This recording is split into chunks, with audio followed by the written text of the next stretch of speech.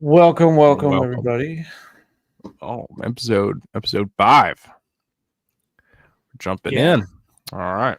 we're halfway to double digits. So optimistic. I love it. Oh yeah, We'll get there. oh yeah, Mhm. oh yeah. Mhm. All right. We had a talk about what we're going to talk about this week, like we do always, right? And we reached out to our Facebook group, which, if you're not in it, you should join it. But we reached out for you guys to join the conversation. And well, Josh, you want to introduce them to what we're talking about today? Yeah. So I guess before that, I am Josh, Mm. um, Yeah, that's important. your resident Gen X conservative. Mm-hmm. And then I guess that makes me Zane, your resident Gen Z liberal. And yeah, we're supposed to hate each other. Mm. Yeah. But hate is a strong word. We definitely disagree with each other Mm-hmm. on a lot of things, but we are actually very good friends. I Yeah. got a feeling this episode, we're going to have some disagreements on. I have a feeling do. I have a feeling. But so yeah, we had one person reply to our request to ask about cuts to the Department of Education, specifically to the arts. Yeah. So we're going to expand that idea a little bit and just kind of use this episode to discuss all of the cuts, Yeah. or at least go over some of the cuts that have been made to various government agencies in the first 7 months of this current Trump administration. Yeah. And there is a lot of them. There's a lot. There's a lot. It's like fruit warrior up in the federal government right now. Yeah. But yeah, no. We're definitely gonna have some disagreements here. Which, if you watched any of the last episodes, you kind of know where me and Josh both stand on the orange man upstairs, right? And I think it's gonna be really interesting because covering all the cuts as a whole really lets us like dive in and really look at each one. And me and Josh, we're gonna probably yap a little bit about the ones that we care the most about, and probably get into it a little bit. Oh yeah. Hey Thad, welcome back. Hey, what's up, man? Everybody. And yeah, if you're watching live, feel free to join the discussion. Oh yeah, we'd be happy to take some questions, thoughts, comments, whatever. Mm-hmm. All right, so where do you want to start with education, since that's man? Yeah, what was brought up, or you got something else you want to talk about first? Oh man, there's just so many cuts. Well, so let's kind of hop into the boards. Let's kind of hop in education, because that's what a viewer reached out to talk about specifically about. Sure. Right. So Donald Trump's administration had pretty much like campaigned on, and kind of talked about once they got into office, right? How they're going to clean out, they're going to cut all this excess spending, right? Because we were spending too much money on all these different sectors, right? And we can cut these fundings and we can save you money, right? Right. It's kind of the gist, okay? Anywho, well, we get into I think let's start off with cabinet picks, right? Because we got McMahon, right? Yes. Yeah. Vince McMahon's ex-wife, current wife. Is it ex-wife? Yeah. I don't know if they're still married, but yes. Yep. So they picked her, right? So now many people don't actually know exactly the background, right? So he picked Linda McMahon. She was nominated by the Senate and was sworn in on March 3rd. Now, it was kind of interesting when I saw that happen, because I'm gonna be real with you, Josh. Living in Oklahoma, I was watching Ryan Walter start scraping at the barrel for this job, right?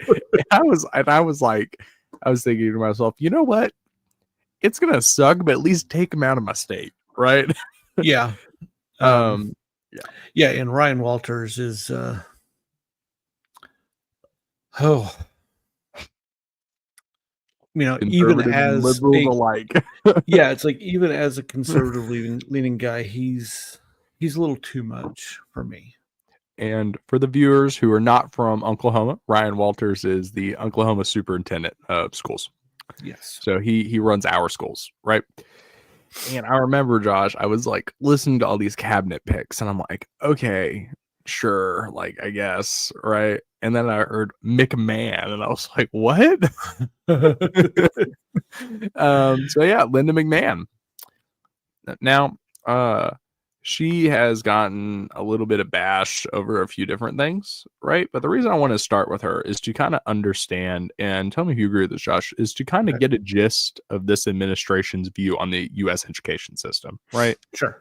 So we can understand the way that cuts would make sense. Okay. Right.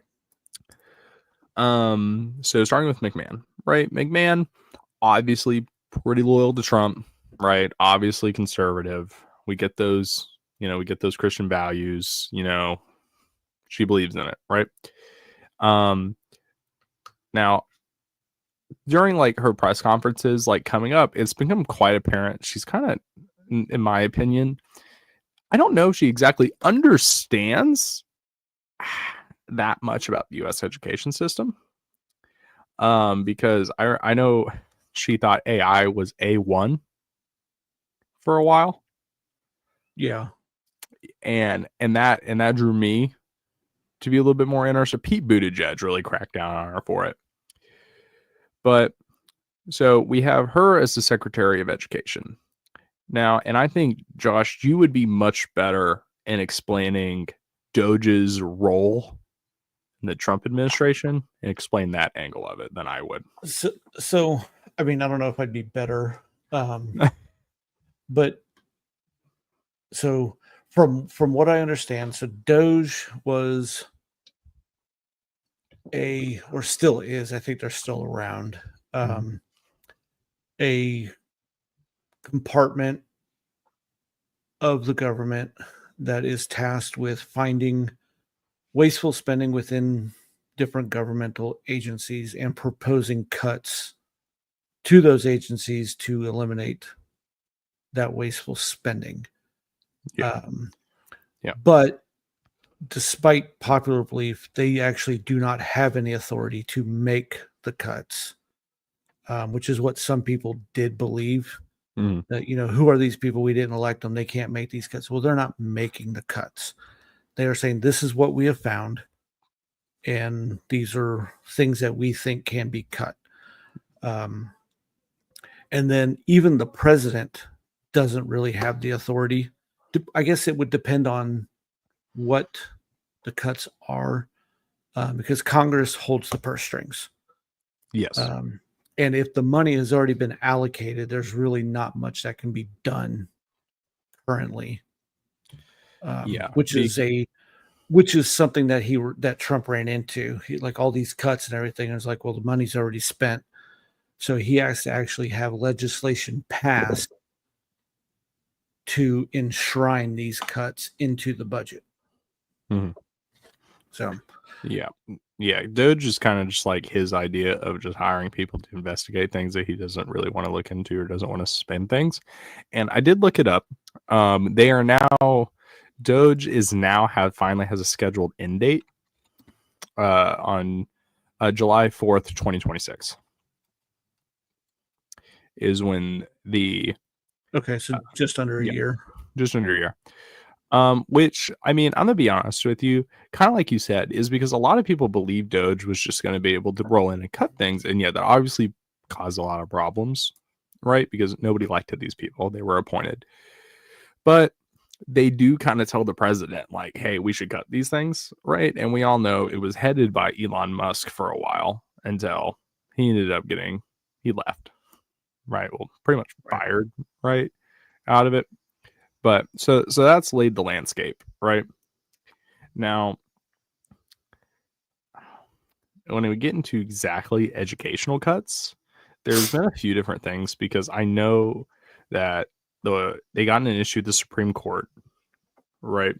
And I know like 4 weeks ago, the Supreme Court cleared the way for the cuts, right? Because everything like that. Now, the cuts kind of range from a bunch of different things, right? But most of them focus on a few key things, or like the things that are not needed, right? Quote unquote, from the government. Sure.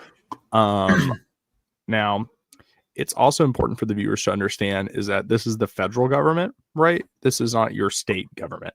You know what I mean? And the state governments, which we'll get into in a little bit, have all followed a certain route, all different routes depending if your state is blue or red, right? If they've been following those cuts. Now, cuts in particular, we've seen towards like art programs and things like that, or kind of minus funding. And we had the entire thing with Harvard do, and like all sorts of colleges and things Sure. like that. And they got into a big lawsuit, and Harvard's been pushing back against them. But like it all kind of boils down to what exactly do you think he's trying to get across by the attacks on the public school system? You know what I mean? So the Harvard one, I mean, the higher education. So Yes. it's not just specific to Harvard. Yeah. There are multiple different colleges and universities that are at risk of losing federal funding. Yeah. And this is, it's not so much over education, but I see it as the, I see him seeing it as schools that are promoting anti-US sentiment. Yeah. And that's where, in my opinion, the water gets really murky. Yes. Right? Because what is anti-US sentiment? You know what I mean? Right. Well, you have foreign students like on visas and stuff coming to the US, using, coming to the US under a student visa to go to school, which is a privilege we offer to students around the world. Yeah. Right. And to be fair, to be real, it is a privilege, right? It is not a right. And under that privilege, you are supposed to act in a very specific way. Yeah. Right. There are rules to obtaining and maintaining that visa. And if you are causing disruption to the way things like the status quo, that is one of the grounds for termination of the visa. Yeah.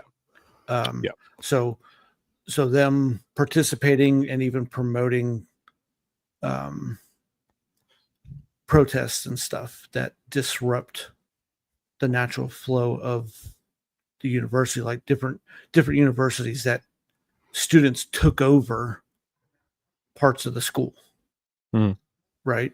So I mean, that's what I'm seeing. It's not really like it is education based because they are using education visas. Yeah. And the schools aren't really some of these schools are actually encouraging this behavior. And it's one of those things that for me, US citizens have the right to speak out against their government. Right? Yeah, And, kind of what to we're hold protest. Yeah. But that same idea does not, in my opinion, apply to foreign nationals who are here under visas. Okay. So that's something that I can understand the viewpoint, right? Sure. I understand it because in my opinion, this is the way I see it, is it falls under what I call a constitutional umbrella, right? Right. That every US citizen falls under. Sure. Now, something else to keep in mind. People here, not even, let's just hypothetically not even say they're on a visa, right? If you're in the United States, you are guaranteed some rights, right? But you don't have constitutional rights because you're not a U.S. citizen, Right. right? You are Obviously, afforded some protections. exactly, right? Now, and this is like where I come along and I kind of see it, right? Because you know what I do on the side, Josh, right? I'm not gonna get into like too serious specifics, but like I teach kids to use their voice. You know what I Sure. mean? Yeah. I teach kids how to argue, pretty much. I make their parents really dislike me. Um, and like I encourage any one of the people who I help use their voice, right? Yeah. Now, something else I teach them is there's a difference between using your voice to promote good things, right? Sure. And then resulting into violence.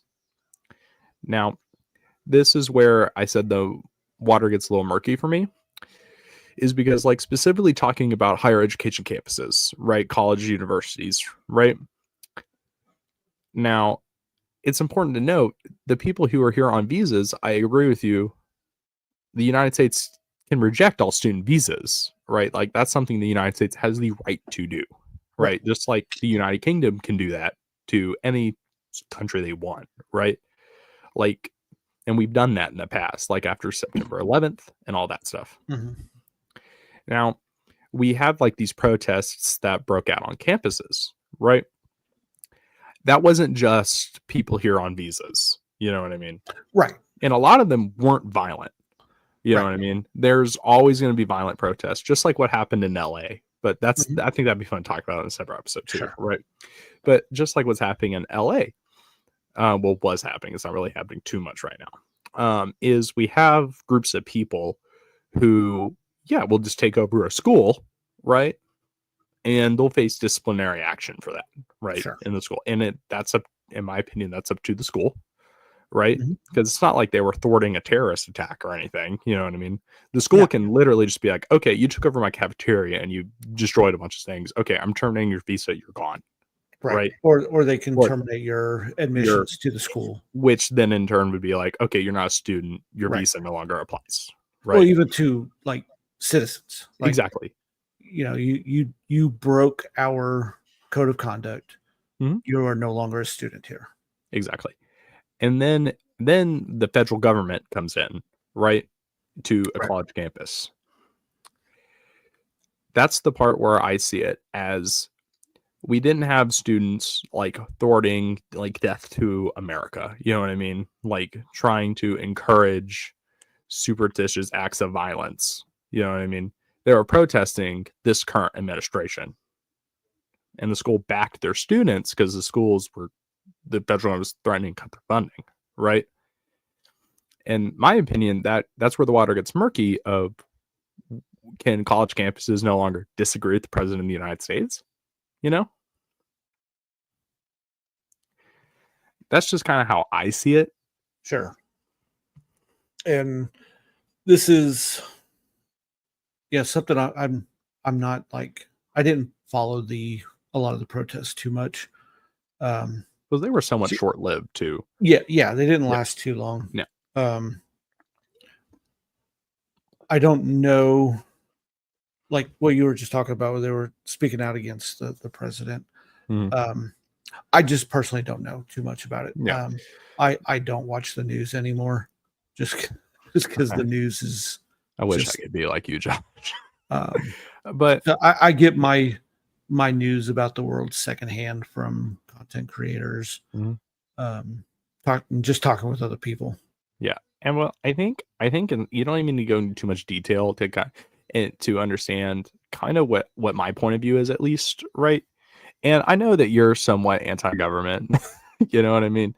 But I think Not you've said, anti-government, yeah, but very much limited government. that's correct. Thank you.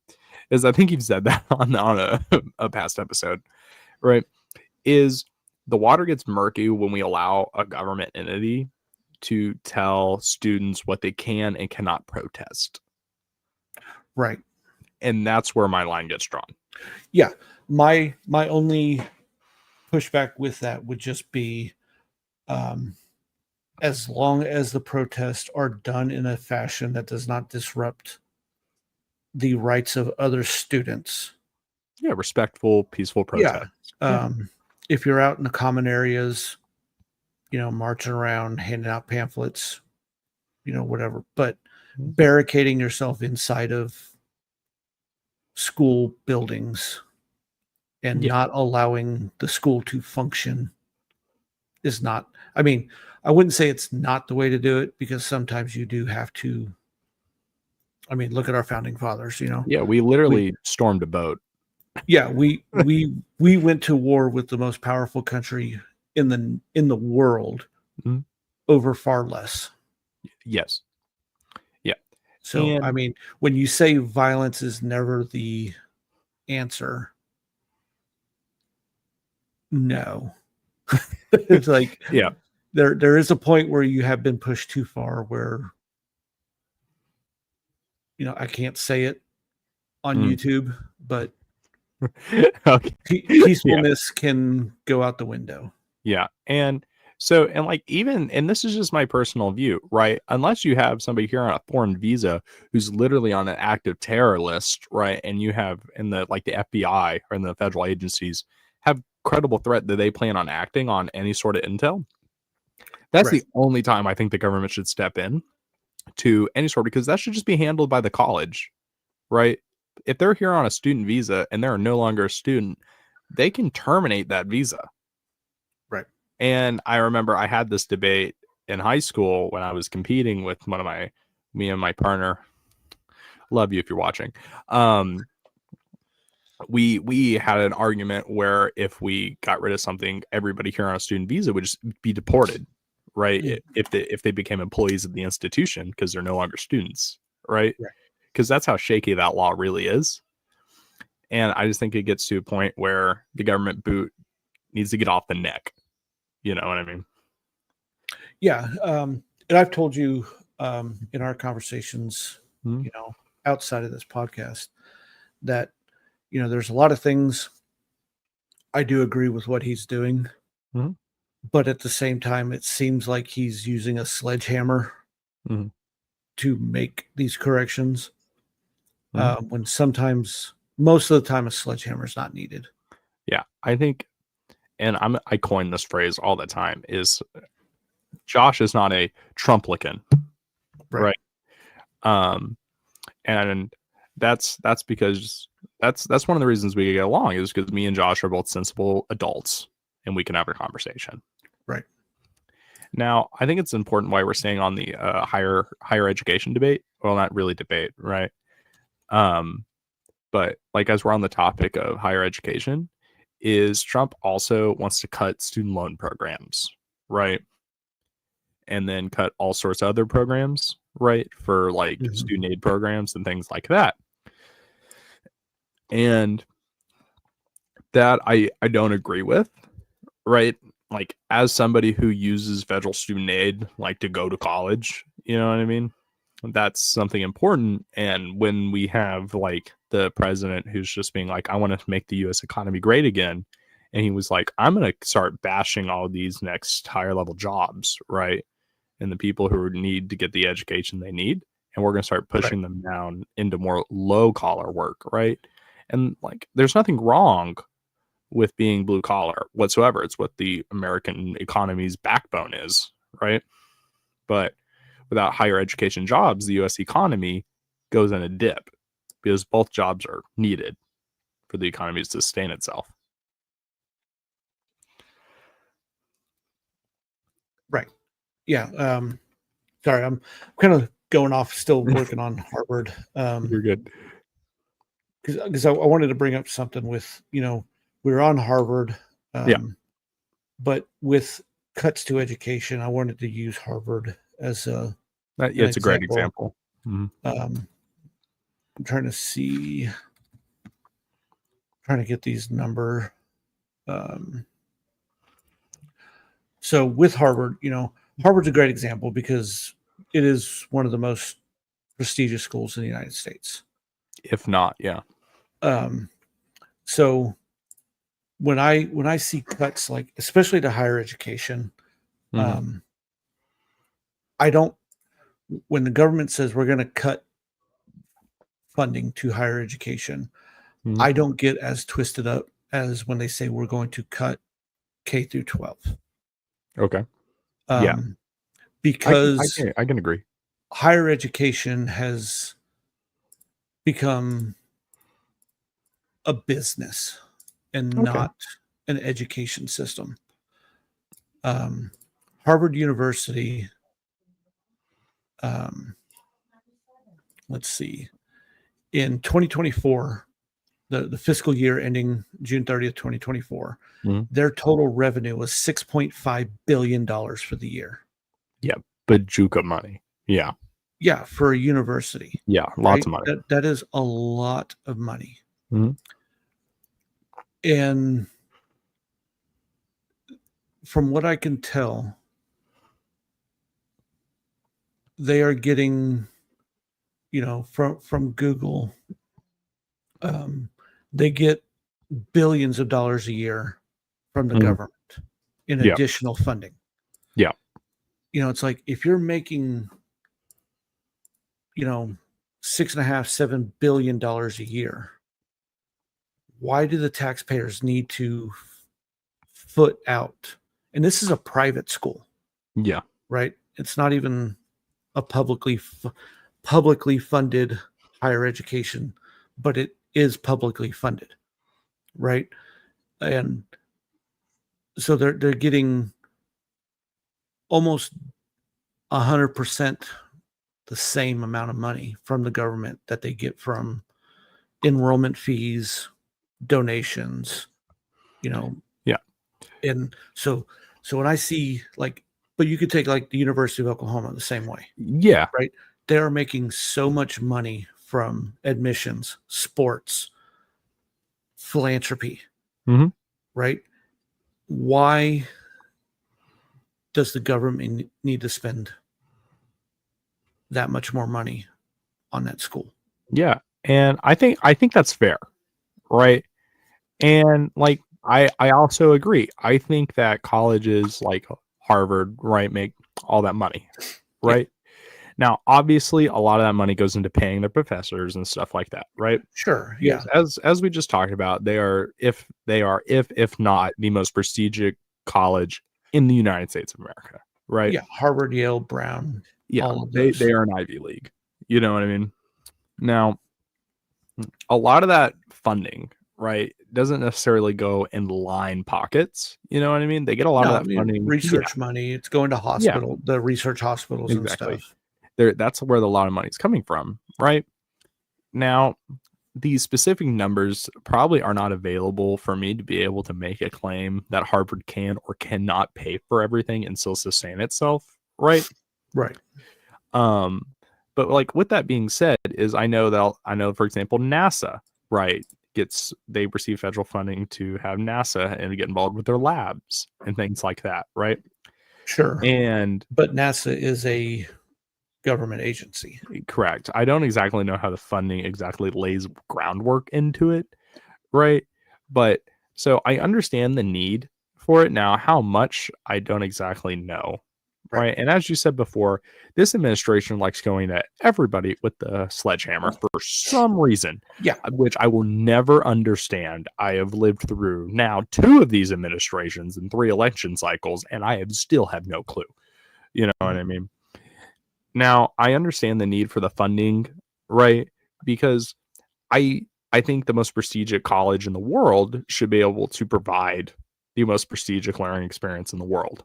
Yes. And I understand the argument of, oh, well, it's just Harvard, it's just college, right? But there Mhm. are specific degrees which Harvard like specifically is for, like law, getting a doctorate, right, and all that stuff. And if you're able to get into Harvard, you should have the best education possible, which is why Harvard lawyers get hired before other lawyers, right? Sure. Which is why, Harvard doctors. So I understand that need for the funding. Now, the parts where I think a lot of people get lost in it, excuse me, is where we have like Harvard, which I mean, let's just like be clear here, very left leaning college, right? Yes. This isn't Rice University we're No. talking about, Most universities right? are But are going to be left leaning. yeah, and I mean, there's like the few like even UT Austin's pretty blue, pretty purple, right? You know what I mean? Well, it's in Yeah. Texas. You know what I mean? Right? Yeah. When you go down to Fort Worth to the Yeah, Texas Christian University, and it's yeah, pretty liberal. yeah. There's Rice and there's Yeah. conservative Just, colleges. yeah. Yeah, but the problem is I have not seen a single red college get hammered like Harvard. You know, and that's where I think it's kind of getting into the point where what's going on here, really? Yeah. And I think Harvard gets a lot of the spotlight, not just because of like protests and stuff, but Mhm. it goes back to them losing that lawsuit Yeah. um, over their the DEI stuff. Yes. You know, giving preferential treatment to certain minorities over other certain minorities Yeah. who are better qualified than the minorities that they gave preferential treatment to, and um, just in the name of filling quotas, arbitrary quotas that Harvard had created. Yeah. And I Um, mean, like the argument of DEI, I somewhat nowadays in this political climate have almost zero belief in it, right? Like obviously, Harvard's going to have to fill quotas. That's just normal, right? right. I mean, it's But federally mandated under the Civil Rights Act. yeah, but like it's also at the point where this word DEI is thrown around in this administration, and it's just becoming a point where like people who throw it around a lot. I'm gonna bash Charlie Kirk here. I know you like him. I'm sorry. Right. Where Charlie Kirk, famous conservative, debater, goes around college campuses, right? He uses DEI and he's just like, yeah, I'm scared if a black pilot's flying my plane. You know what I Right. mean? So Yeah. to come to his defense on that, Mhm. though, over the past decade, there has been a push. You know, the DEI thing is we need to hire more people of who are more diverse, right? Have Yeah. a more diverse workforce.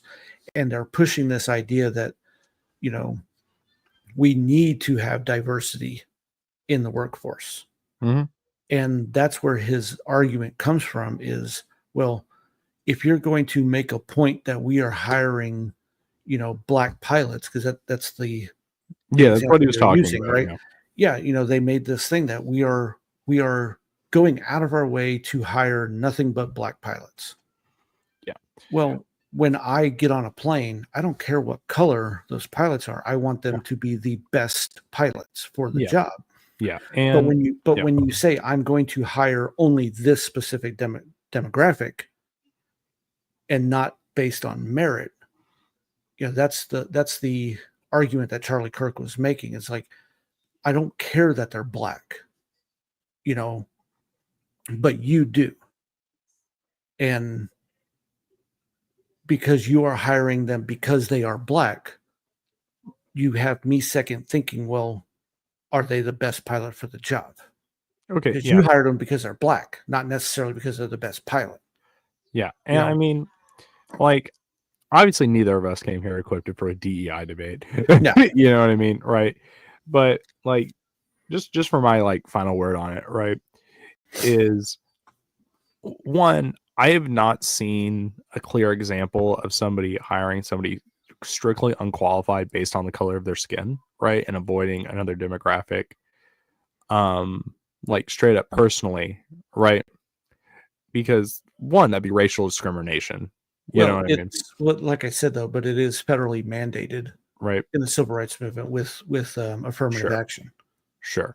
There are Yep. certain federal jobs that if you are a person of a certain demographic, whether it be a minority, veterans, you get preferential hiring status. Right. Sure.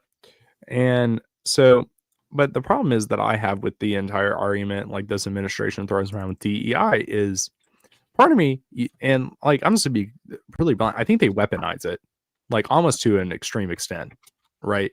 When they just need an excuse or they need extra ammo when they come to filing, anything they need. And like doubling back to Harvard, getting kind of back on our track, is I kind of agree, right? Possibly Harvard probably doesn't need all federal funding it gets, right? Right. But I don't know that. You know, none of us know that. You know what I mean? Because we don't have access to exactly what all Harvard spends all of its money on at this moment, right? But like I said before, prestigious university, you know what I mean? These prestigious things. And that's just kind of the way I see it, right? Because I'm not expecting to be judged on the same qualifications because I went to OU based on a Harvard graduate, right? Right. Because OU is easier to get into, which Sure. means I get a less quality education than I would going to Harvard. Right. And that's one of those things that, for me, as an employer, yeah, I'd probably give the Harvard graduate a little bit of a leg up. Yeah. Right. But at the same time, both candidates have to take the same bar exam. Yeah. And if the person who graduated from the University of Oklahoma scored better on the bar exam, 100%. but this other person went to Harvard, it's like, Yeah. okay, what carries more weight? Exactly. And I mean, like per quota, people who go to Harvard score higher, right? Yeah. Like Yeah. there's no doubting. Like if I was an employer and like somebody who literally barely got their law degree online got a way higher bar score than somebody who went to Harvard, Sure. yeah, I'm hiring that guy. You know what I mean? Because Yeah. he's just better. Yeah. Right. But I mean, this isn't just, cracking back on like any sort of like what this government calls leftist agenda, right? This is cracking down on, federal student aid, a bunch of other things when it comes to the education system. Right. And then if you're good with trickling down to K-12, if you have anything else like to add. No, yeah, we can move on to K-12. So I guess the only thing you were talking about student aid. correct. Yeah. We can touch on that a little Yep. bit before we go down, because that goes into college. It's kind of the in between high school and college. So with student aid, I have no problem with student aid, whether it be federal Pell Grants for those who, come from a little bit lower income families, student loans. I don't like the idea of governments handing out loans. And that's just the small government person that I am. Yeah. I don't like the government as a business entity. Yeah. It's and the fact that the student loans are in their current form are predatory. Oh, they very much are. We need better options for students who want to go to college. Any kid I work with, and when they're about to graduate, I tell them to go to community college and get an associate's, then transfer. Yeah, definitely. Yeah. And here's the thing is I totally see the side, small government of you not wanting them to do loans. But like the other part of it is, and this is why they need to, is because that same government makes it harder for like certain generations, like my generation, to like move out of the house. You know what I mean? Because things are just getting expensive, Yeah. And college is expensive. So the government's like, okay, well, I want to promote education. So here's a loan. You're going to pay the government back. Right. And I go back to the questions like, why is college so expensive? Yeah, it's a good point that I would like 100% know, because especially like if it is a public school. Yeah, because it's climbing higher than the average like wage increase. Right. It's like I can understand if you want to go to Harvard, Yale, Brown, these private schools. Yeah, you're going to pay a premium because it's a private school. I mean, it's same thing with K through 12. You can go to public school for free, but you can opt to go to private school, but you're going to pay for it. And I'm not saying that public higher education should be free, but that would make you a communist. I think the price should be lowered, especially because they are getting public funding, because they are a public university. Yeah. And I think the other part of it is like like let's just use the side that you brought up earlier, how colleges are somewhat of a business, right? Yeah. Is I don't expect a business to be at fault when we haven't had the wage increases in the United States, right? Sure. Things haven't been able to get there because they're growing at probably is a fast pace, but probably the same pace as the standard of living should be growing, like just nationally, Right. and that's I think is at the root of the problem, and and then that's the part where I don't get why this administration wants to take a sledgehammer to federal student loans. Yeah. That's the part I don't get, because all you're doing is causing hundreds of thousands of people who had dreams of going to college being like, okay, well, I'm not going to be able to afford it. Right. And I'm not sure, does the federal government have a monopoly on student loans? Like you can get loans. You can get private loans, yeah. But but for Yeah, specifically, I want this loan to go to college. right. Like specific loans, like, banks will do mortgages, car Mm, loans, you know, um, but again, I don't think the government should be giving out loans yeah, because it's not their money to loan out. it's mine and yours. Yeah. Yeah, And no, then yeah. they're making interest off of those loans. Yeah, it's just so the government can make more money, which they're supposed to be redirecting into our pockets and other sorts of things. Right. But instead, we send them to Israel and Ukraine and everything else, right? And NATO and Yeah, yeah. And then again, I think we both kind of come to the same realization of why. You know what I mean? yeah. Like, there's not a Um, straight answer. yeah, and I also think I'm a big proponent of I don't go as far as Charlie Kirk on the whole university as a scam, Yeah. right? I think the idea that you have to go to college in order to be successful in life, that idea is a scam. Yeah, it's 100% not true. Um, and that's something that has been becoming more popular since it's been 10, 15 years. Mhm. I know the Obama administration pushed university big. Yeah. You need to go to school, get a college education. Yeah. And for some things, yes. Like what I'm But going to school for. I need an education for it. right. Yeah. But it's like, but at the same time, it is, how many students do we have across the country going to school for, I don't want to use this example, but I'm going to use it. I know what example you're going to use. Say it. Well, I mean, just any type of like feminist studies. I knew it. I Right? knew Just it. something like that, right? Yeah. I'm not saying it's a bad thing to go into, Yeah. but how many jobs in this world need a feminist studies major? Like, Right. but like, I also think that boils And down to just somebody making a really dumb decision and spending $40,000 a semester and doing it. If right. they don't have an end goal, Yeah. then There that's is their some fault.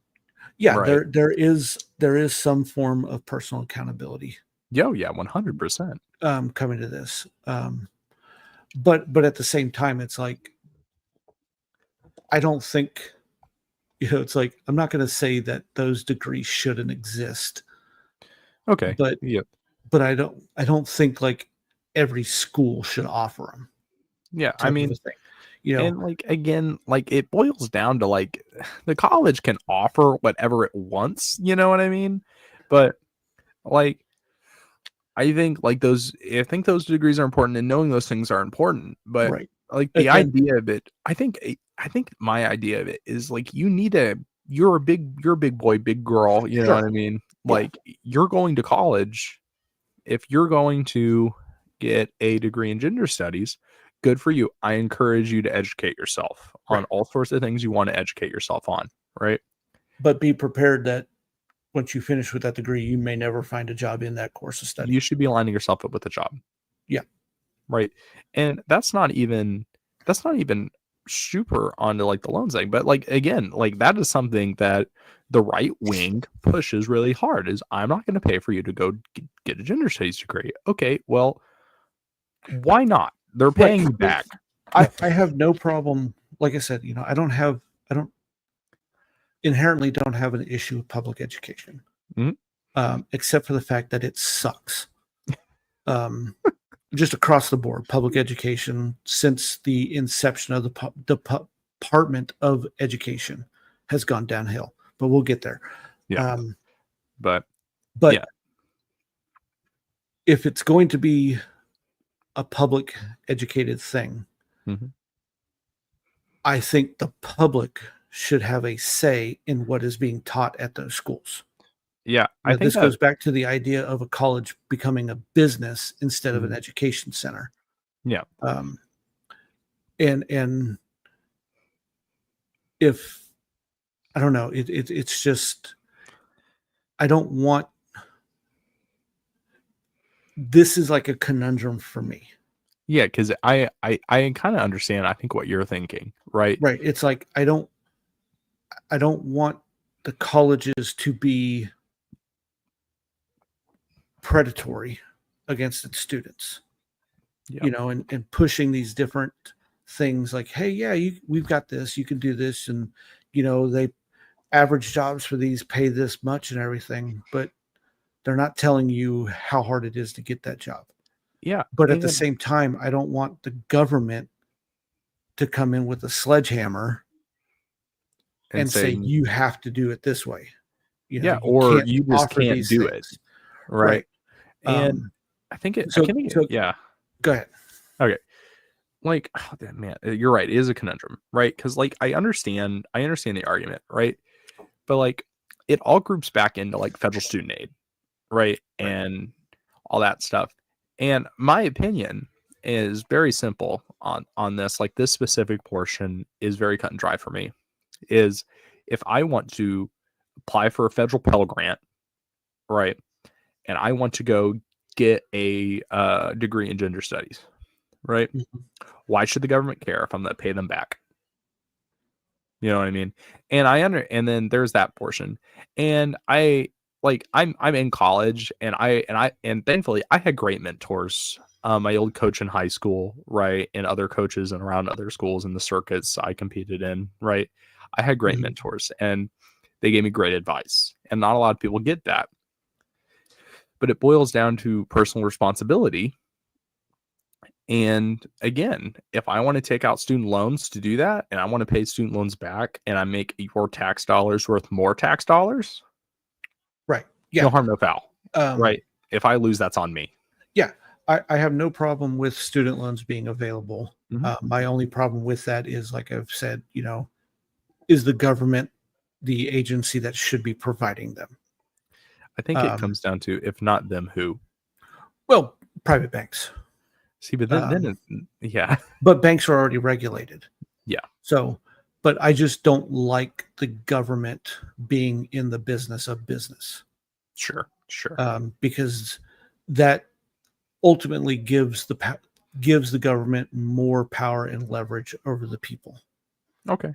And me being a small government-minded individual, I just don't want that.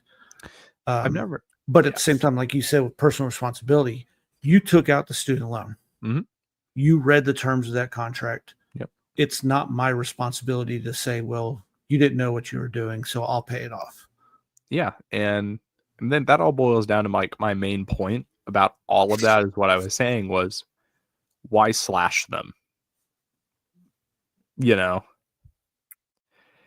And because we've kind of talked about a few different routes that this administration could be taking, but it's all jointly come to just not a clear understanding. And I think that's what's aggravating me so much about the slashing, right? Is because whatever they say, it's like 4 curtains deep. You know what I mean? It's like one of those Russian dolls where I have to keep taking it apart to actually understand it. And that's why I have to dumb down my opinions so much to such a ground level. So I feel like I'm being fair. And I've never thought of myself as small government, big government. I've always thought of myself of the government is where it is now and it has a responsibility to the citizens.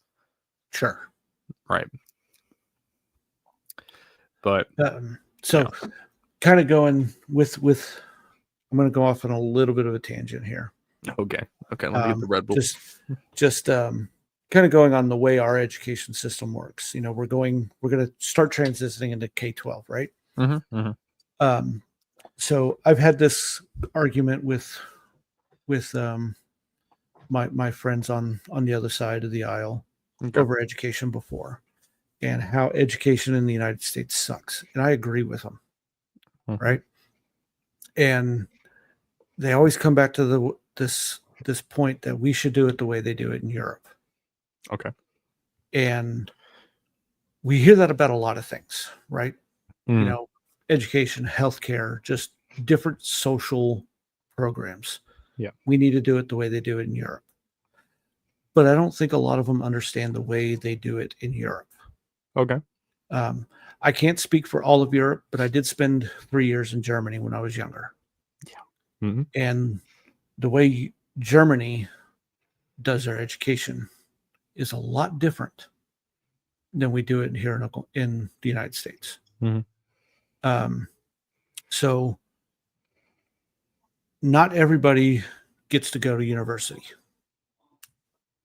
It's not your choice. Not everybody gets to go to high school. It's not your choice. You graduate middle school and you take a test. If you score high enough, you get to go to high school. If you don't score high enough, you go to trade school. Now, when you graduate high school, you take another test. And that test will decide whether or not you go to university or you go to trade school. And when I explain this fact to these friends of mine, suddenly they're not so sure about it. Yeah. Because the choice is taken away from them, right?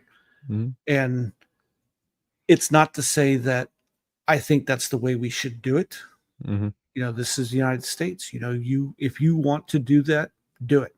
Yeah, land choices. But the freedom of choice comes with the responsibility and consequences of that choice, right? Mm-hmm. However, I do think our education system needs to be pushing trade schools harder than they are currently. Okay. So a first-year apprentice plumber, electrician is making $60,000-$70,000 a year. Right? Yeah, no higher education, and they're making good money. But you're going to work hard, and that's I think that's the biggest issue most people have with it, is they want to make money, but they don't want to work hard for it.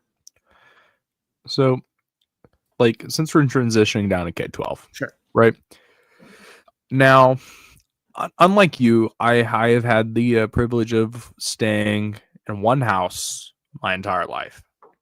Right. The same school district my entire life, the same state my entire life, same country, right? Yeah, I went to like 5 different elementary schools. Yeah. And my dad was the exact same way. He moved around all the time. Now, for the viewers who already know this, me and Josh live in Oklahoma. So I can speak for Oklahoma. Yes. Right. And I can speak for probably a couple other states. Now, as somebody who is most recently graduated and went through the public school system here, is schools don't discourage trade, like trade school. There are a lot of opportunities in high school, right? Yeah, Oklahoma does a good job of Oklahoma pushes promoting trade. Right. And for some kids, I'm going to be honest with you, I've sat in an English class with people who did not know the first 4 amendments or didn't know what the Bill of Rights was. Yeah. And among other things. And I've seen teachers push them into going to more Norman, right? And learning trades there. Right. For those who don't know, Norman, it's a Moore Norman Vocational Technical School. Yeah. And we've obviously we have an FFA, right? And that pushes people into those other sorts of roles. Into the agricultural world. Yep. But like it all comes down to I'm not gonna lie to you when I say I wouldn't say my generation's afraid of hard work. I think my generation has seen the last 20 years and decided they want to do something different. You know? Okay. I got you, my fellow Gen Z. But but the main thing that I see in this is we have groups of people, right, among all sorts of people in high school who want to take, for example, my route, right? I want to get a bachelor's degree, right, Yeah. to do a job that honestly does not even require one, but probably should, you know? Yeah. And I'm not trying to become a doctor or lawyer or things like that. Mhm. And we get pushed into that system. And what I call going on right now is the DOGE trickle down, right? In the red states. Now, I did a little bit of research on this because I wanted to explain it in the best of terms, right? Okay. So this year, there could be more, but as what I found, 4 states: Kentucky, Utah, Oklahoma, Louisiana, have enacted Reen style laws. Now, for those of you who do not know what these are, they're kind of modeled after regulations from the Executive in Need of Scrutiny, the REINS Act, right? Which is kind of its own mini DOGE. You know what I mean? Now, all those states are somewhat red. Kentucky has a Democratic governor, right? I'm not Yeah, gaslighting myself. Yeah, Kentucky is the they're most not left out of all the purple. states, They're not right? purple, but they're kind of violet. They're a little more blue or a little more red than Yeah. blue, but They are conservative states. Is kind of what I'm yeah. They're conservative states, right? Sure. And so specifically, I'm going to talk about Oklahoma because I live here and I get to choose that.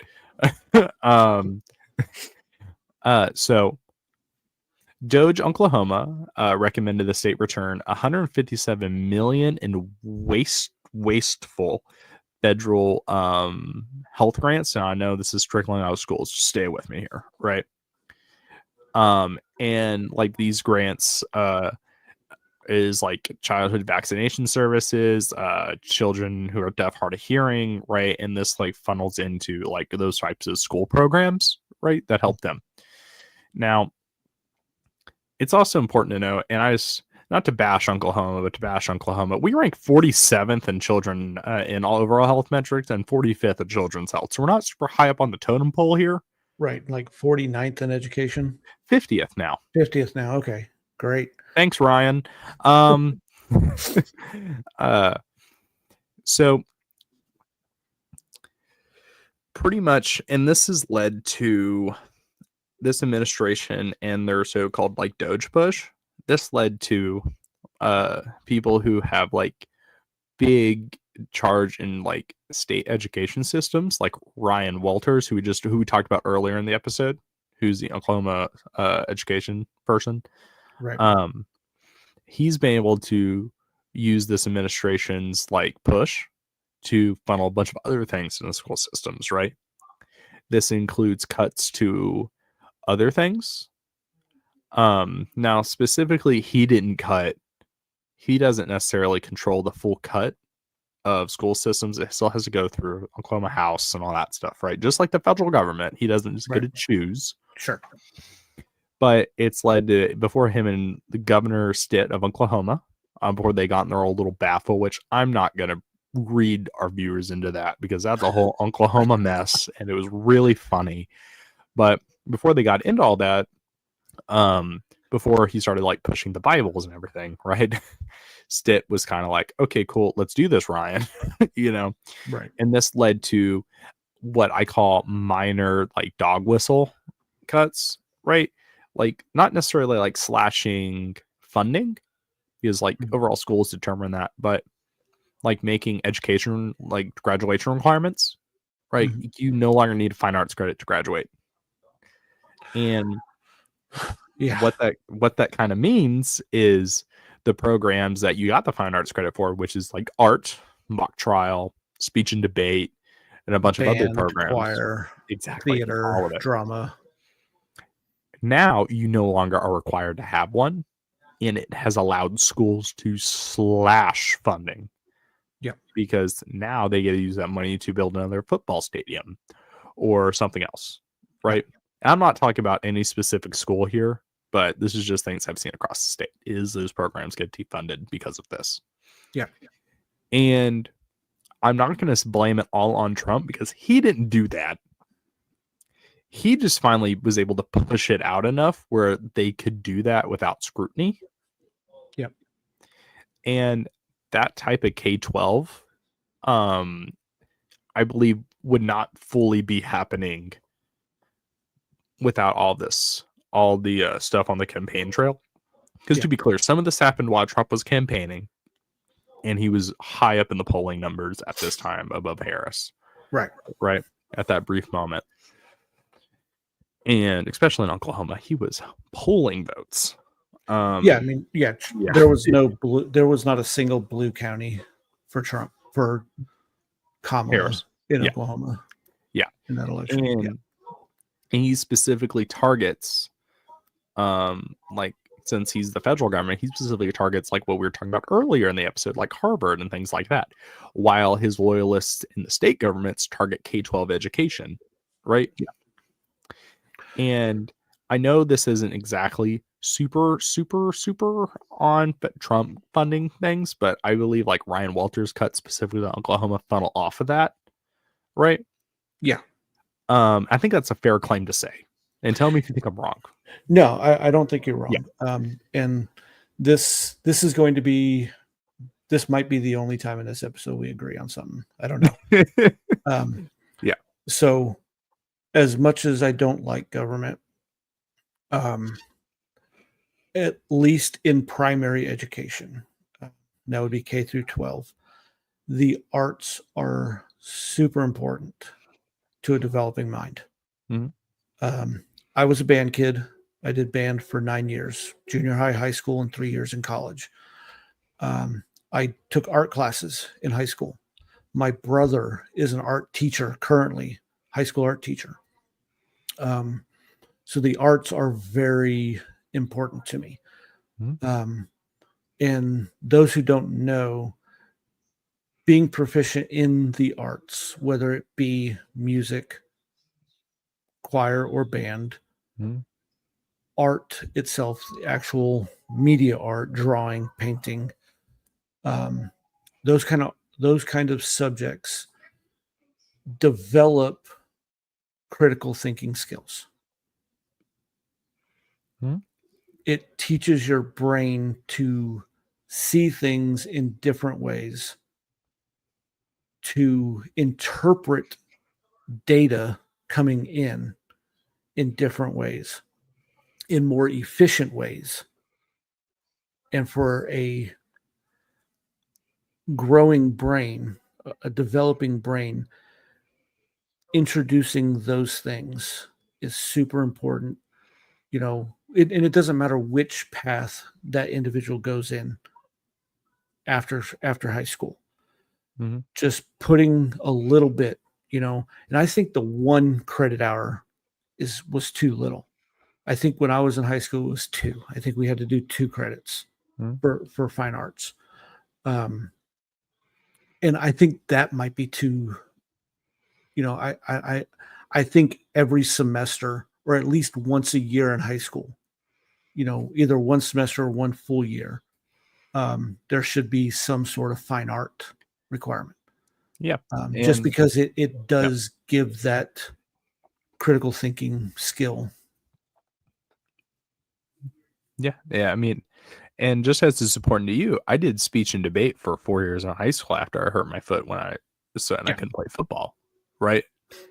And I fell in love with that art, and so much so is I'm trying to become a coach. And the cuts from the federal government trickle down to really hard red state governments, right?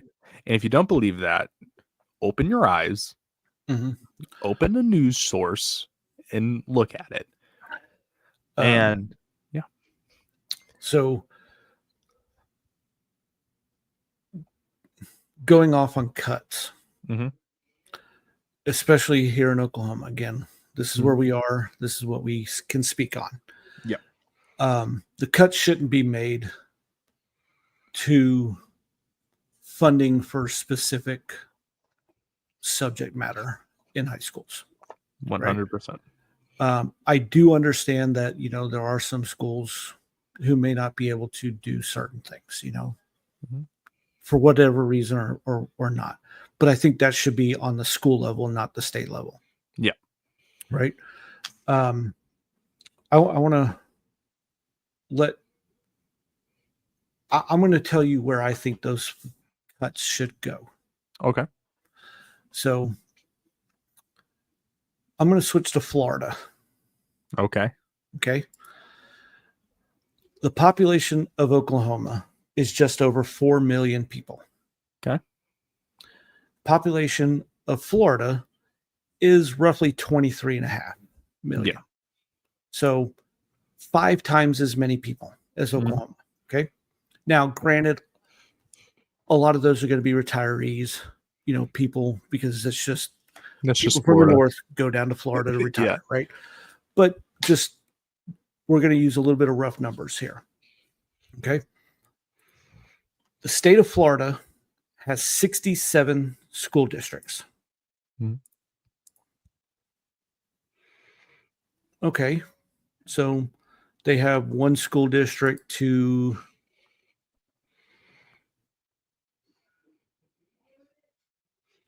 every 500,000 people or so, or 500,000 people. You want to take a guess how many school districts the state of Oklahoma has? Not that many. 509. Oh my God, really? Yes. We have That is 509? That is almost 10 times the amount of school districts as the state of Florida, who has 5 times the population as us. Mm-hmm. And with each of those school districts come administrators. Yes. So each school, of course, it's going to have its own principal, vice principal, teachers, and everything. Mm-hmm. But each district will have a superintendent for that district and staff working for that superintendent to administer those schools. Yeah. So if the state of Florida, now you can argue about the politics and education of the state of Florida, that's a different subject, right? But if the state of Florida can administer their education with 10 times fewer districts, why can't we? Now, and yeah, people will come back and say, well, that's going to be thousands of jobs lost. So I'm sorry. Yeah. So it's I have an answer. okay. Right. And I think I have an answer. But yeah, I'm not going to disagree that I think that if we cut administrative costs, we could reinvest that back into the students. Right. Right. Because paying $100,000 salaries does not educate all our kids. Right. No. And that's not me bashing every school administrator out there, because a lot of you guys do great work. Right. There's also a lot of you who do less good work,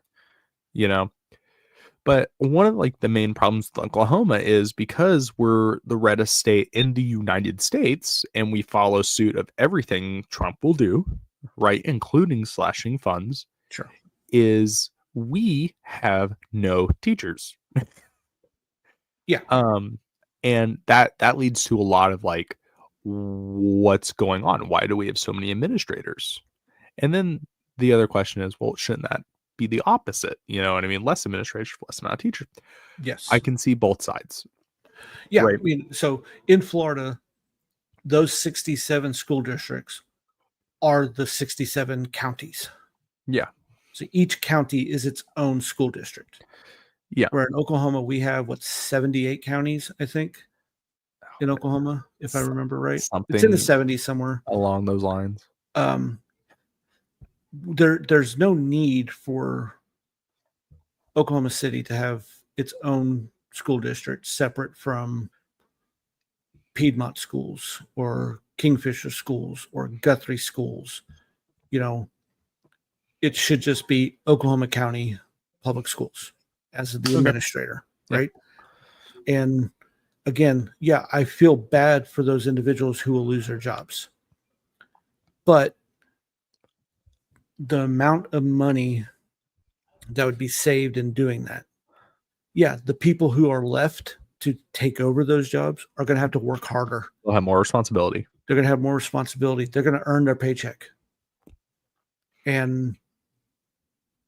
But you can then take that money and put that money back into the schools, hire more teachers, pay the teachers better. Pay the teachers a living wage so we get more teachers. Right. We are one of the lowest paying teachers. Yeah. Now, I will come to the defense of Oklahoma that Oklahoma is one of the lowest cost of living states in the country. But that's not to say that we shouldn't be paying teachers more, right? Yeah.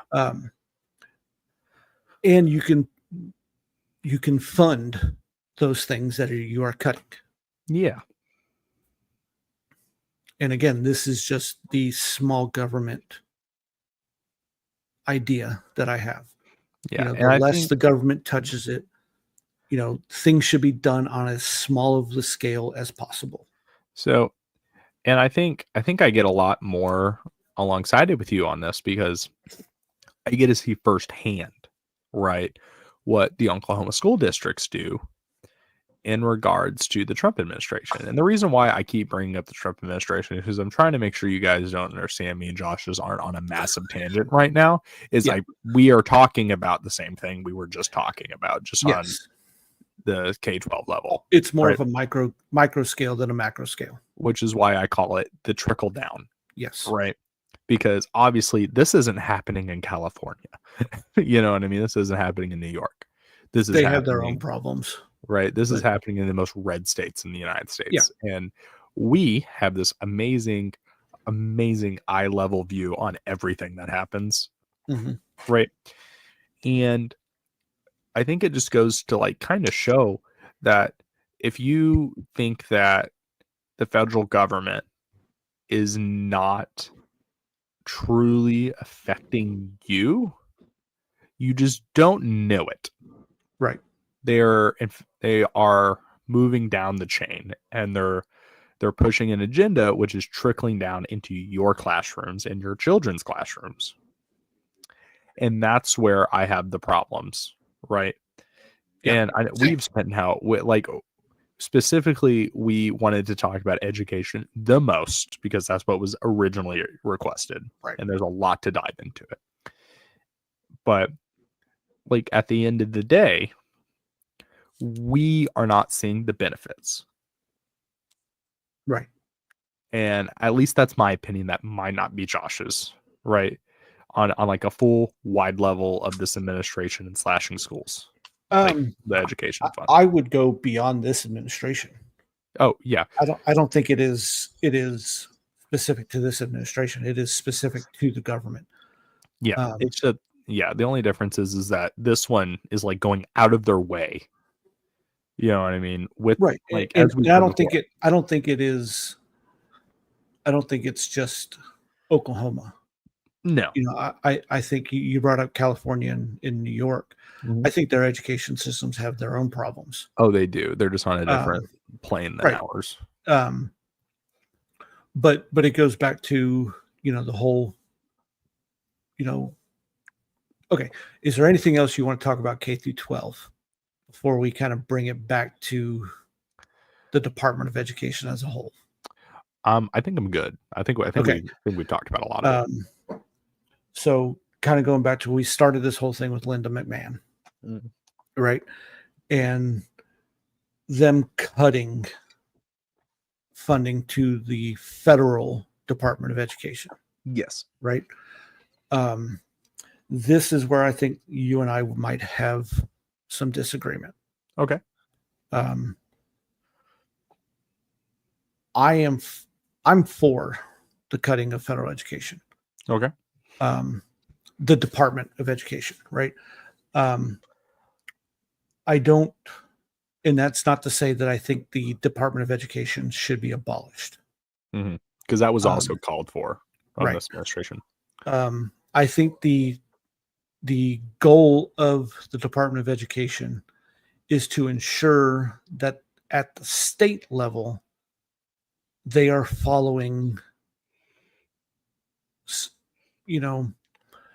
I don't, again, it's like, I don't even know if I want federal involvement in how the state educates its citizens.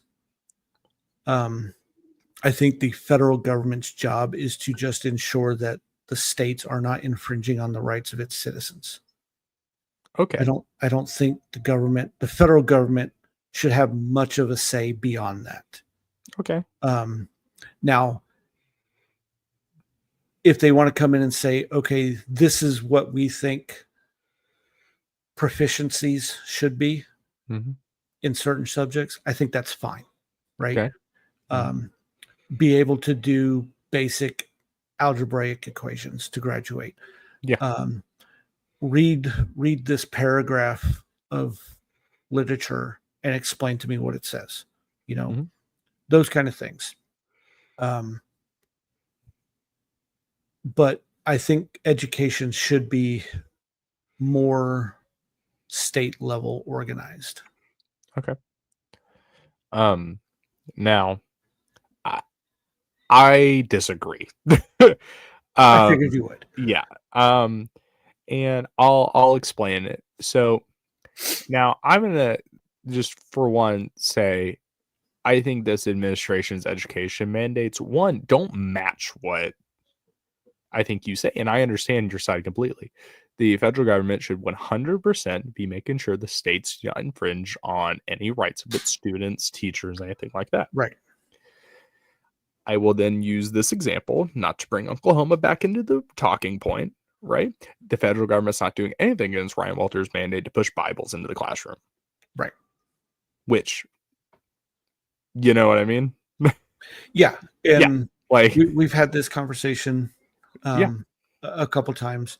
I am unabashedly a Christian. Yes. And I have my worries about that mandate. Yeah. And now, to me, it is in what context is it being used? Yeah. Right. And if it is, and that's what I haven't found yet. I don't know how the Bible is being used in the classroom. Is it just like it's available and kids can read it, but then again, it's like it's always been available in the library. Yeah. Every school library I've been into has had a copy of the Bible. Right. And so the reason why I specifically bring this up, because it isn't even just like the United States, it's also Louisiana, right? Right. They put the 10 Commandments in the classroom. Now, I am a firm believer in the separation of church and state because I believe that is a right given to us, the freedom of religion, freedom to express our own religions, right? And I don't think the United States or state governments, federal government should have the right to push any sort of religious agenda down anyone's throat, right? And that's just the way I see it. I use this example a lot. Where, for example, I have a great friend of mine, and I doubt he's going to watch this. He might tell me he watched this. He won't. He is Hindu. Okay. Right? He grew up Hindu family. Okay. Now, his family has the 100% right guaranteed under the United States Constitution to practice Hinduism. Yes. Okay. Now, since he's going to public school, which is where most kids go, because not that many parents can afford to send their kids to a private university or a private school of their choice. Now, why should he, as somebody who's Hindu, be forced to learn in an environment that is pushing pro-Christian, right? Sure. That way. And that's not me being anti-Christian at all, right? Now, this is where I say, in what context is it being used? Exactly. And we've had this conversation, I don't know how many times, where I know where this conversation is going to end, right? Is because we both, and like I've told you that, sure, the argument gets made that it's going to be taught in a historical sense. Okay, well, as somebody who is going to college and fell in love with history in school, I'm telling you, the Bible is taught in history classes. Yes, it I is. promise you, it is. Yeah, it Right? was when we learned the Bible. There was in our world history class we did learn there was a section on the Bible. There was a little section on the Quran. You know, the Mhm. different faiths, the major faiths of the world: Christianity, Judaism, Islam, a Manifest destiny. little bit of Yeah. Hindu. Yeah, we did learn all of that. Yeah. And me and Um, Josh went to the same high school for context. So this is still going on. but Yeah. 15, 20 years apart. Yeah, because Josh is old. 'Cause I graduated in Yep. 1999. Oh man, I graduated in 2024. Yeah. But so anyway, back to what I'm saying about the federal government, right? And the reason I bring this up is because the federal government has that right. And I believe the federal government should have a say in what the students of the United States should be graduating. And that's not them like putting their boot down on school like classroom designs and like curriculum designs, right? Sure. It's just saying, hey, they need to be able to tell me what's in this, Mm-hmm. right? They need to be able to tell me basic math, basic reading, and things like that. Yeah. The problem I have with this specific administration is the idea of setting those boundaries and bars for people like Ryan Walters is completely out the window. Right. And that's where I believe the federal government has the right and obligation to step in. Okay. And they're not, which is why I think the federal government should be involved in state level schooling. And that's not Right. them controlling it. That's just Now, them monitoring it. Do you know to what context the Bible is being taught or used in schools now with the Ryan Walters mandate? So we're going into this school year, right? Which has not exactly started yet. Yeah, next Wednesday. Yeah. Now I can do a comic episode because I will know because I'll be talking to teacher friends of mine. Sure. Right. So maybe something we can come back on. Exactly. And I will be talking to teacher friends of mine across multiple different schools, not just the school we went to, Josh. Right. Right. Yeah. Different everything. Yeah, I know your network is far and wide. I know. I'm so talkative. Yeah. Yeah. But no, with the whole but with the Bible thing, I do think context does matter. Yeah. Yeah. Because regardless of what people say, you know, people say we are a secular nation. We are a secular nation now, in my opinion, right? Okay. When our founding fathers wrote the Constitution, you know, the freedom to practice religion the way we see fit, right? The First Amendment. That really was the freedom to practice Christianity the way they saw fit. Because that was the whole reason for the Pilgrims leaving England. Because the Church of England is a Christian nation. Yeah. Their national religion is Christianity, right? Yeah. And they have the Church of England. It is a Protestant form of Christianity, but if you live in England, you practice Christianity that way. Yeah. And the Pilgrims said, we don't want to do it that way. We want to do it this way. And yes, we have the freedom to practice whatever religion we want to. But I think we do need to remember, though, we are, I believe, founded under Christian principles. Yeah, I mean, and the freedom to practice Christianity specifically the way they intended to practice it. And in which way the Quakers could do it their way, the Protestants could do it their way, you know, the Baptists can do it their way. And that's not to say that I don't think you shouldn't be able to practice Islam or Judaism or Hinduism, right? But I think Christianity is at the core of this country. Yeah. I mean, I'm a U.S. history major. And like quote by George Washington, right? Its keepers is only the people. And he's referring to the Constitution.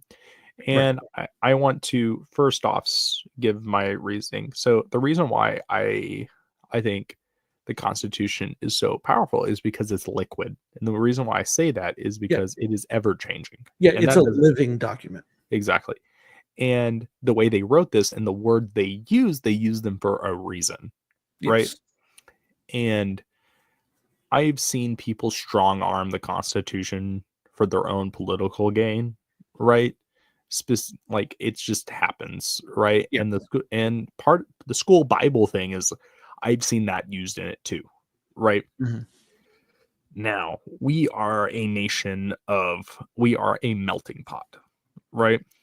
And the idea of blanket coding something just is not realistic, right? Because people No. all many different backgrounds Yeah. live We here. are a much different Yeah. nation we are a much different conglomerate of peoples than we were 250 years ago.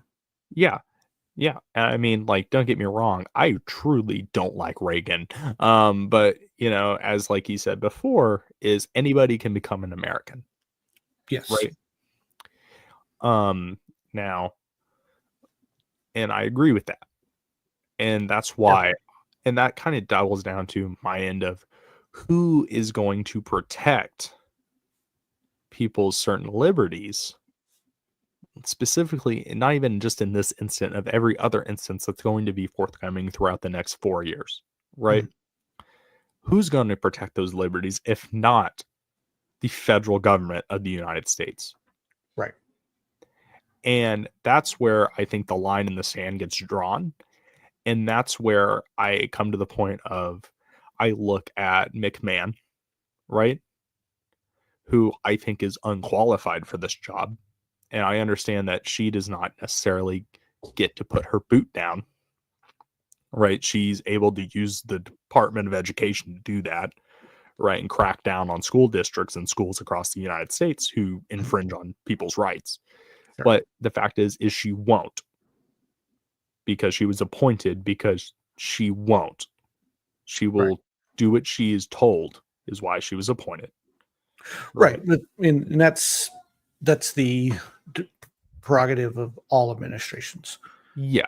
They're going to appoint people who will further their agenda. I mean, yeah, because obviously, like, Barack Obama didn't appoint like conservative Republicans to his cabinet, right? Now, and I'm not going to go out there and say that this is the only administration that's going to do that, right? But what I will tell you is this is the only administration that I've seen not do their job in this integrity, right?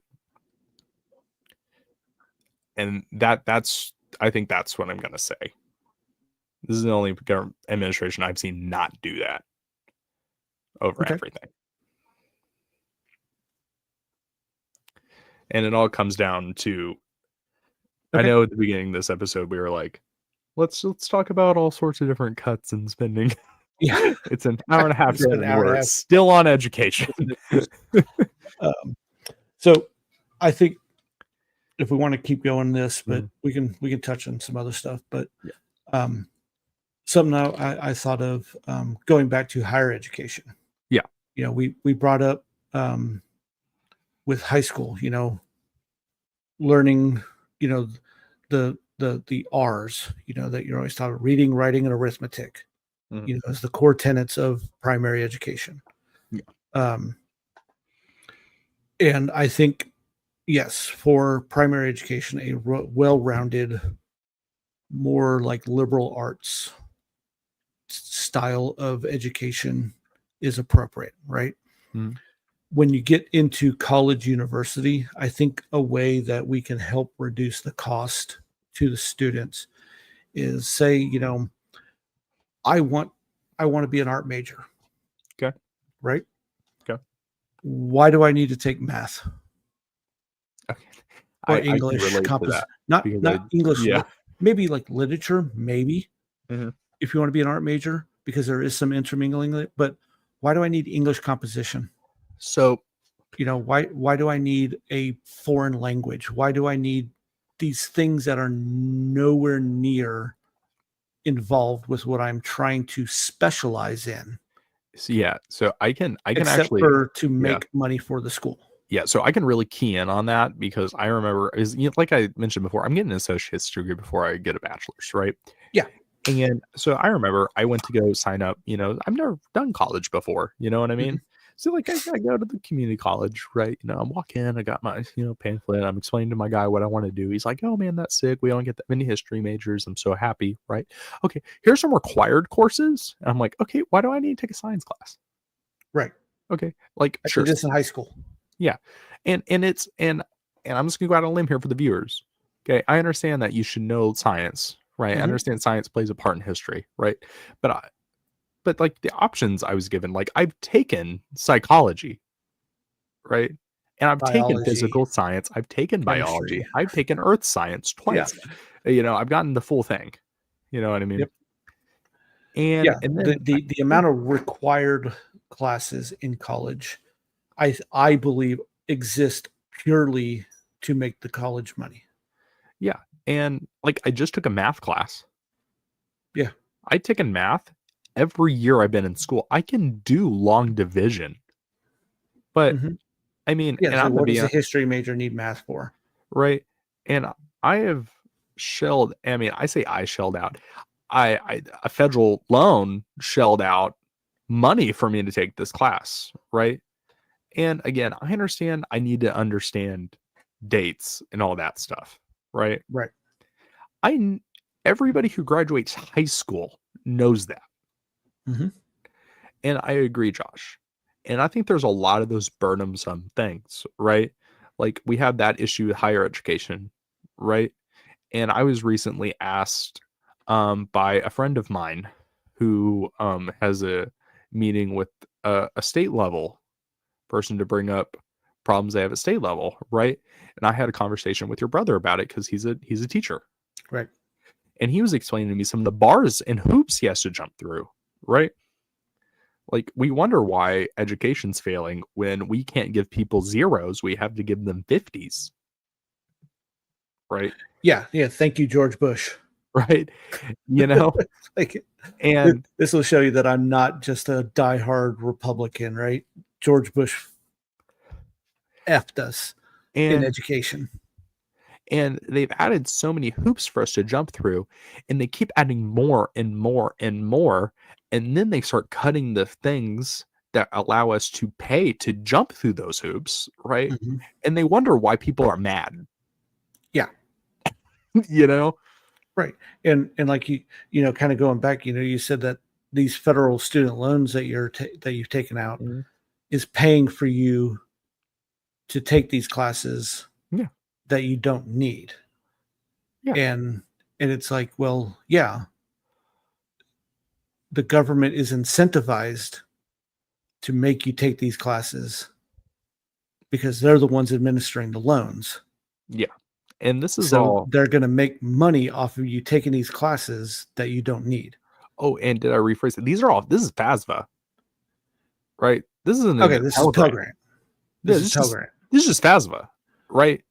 Like I So, very so little need to pay right. So anything back. are these okay? So they're grants, not They loans. are yeah, I don't have to pay Okay, a dime of this back.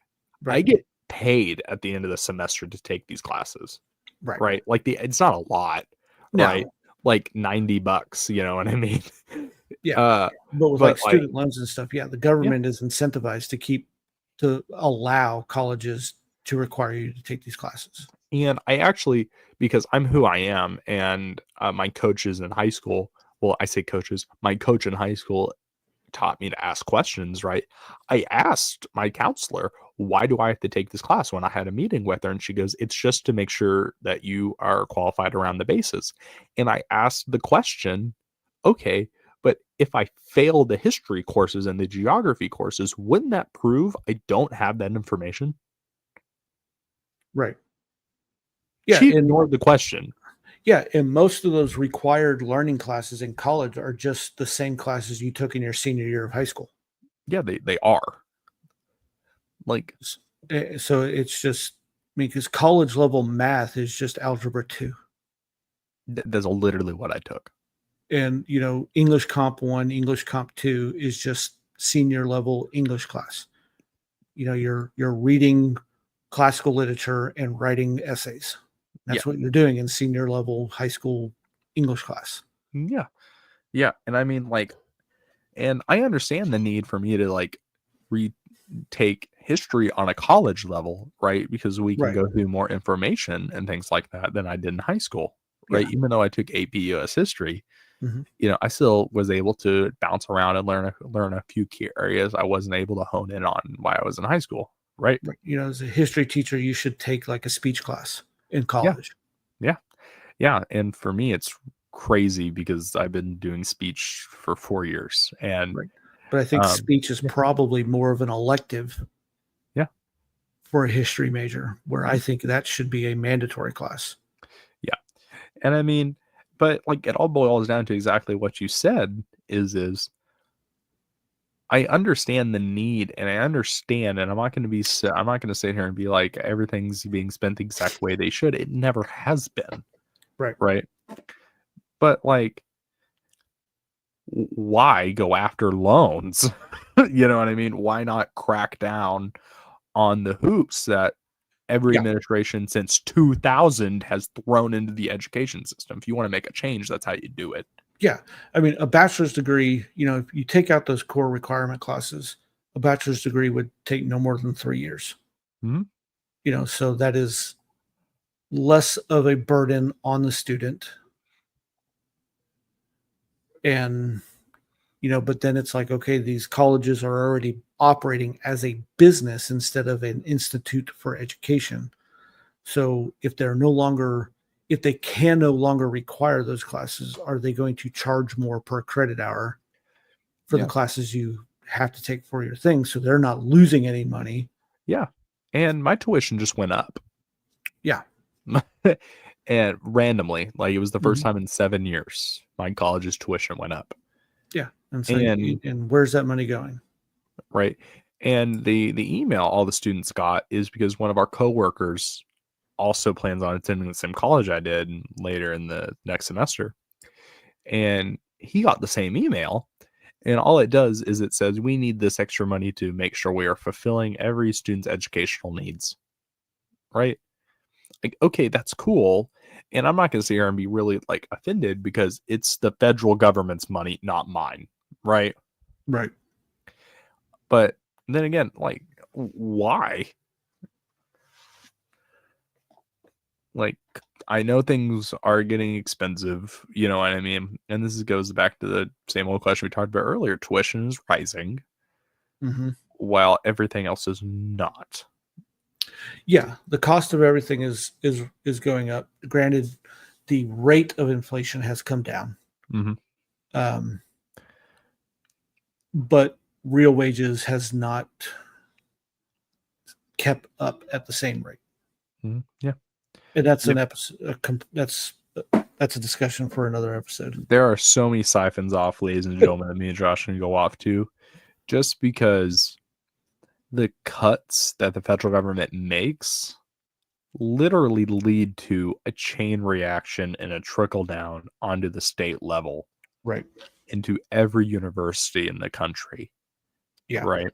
And for me, the more cuts that can be done to the federal government, the better. Just because that's the way I am. I don't like big federal government. I think more things should be done at the state level than the federal level.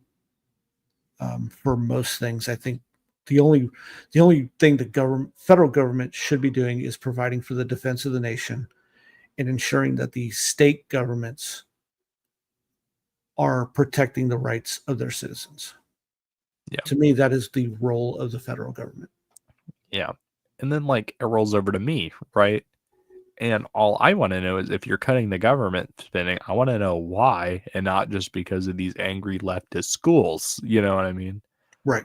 And I want to see actual, like lay it out. Okay, you're cutting student aid. Okay, well, that sounds really bad on paper. That totally cannot just be what you're doing just because that's the only thing you can figure out how to cut in education, right?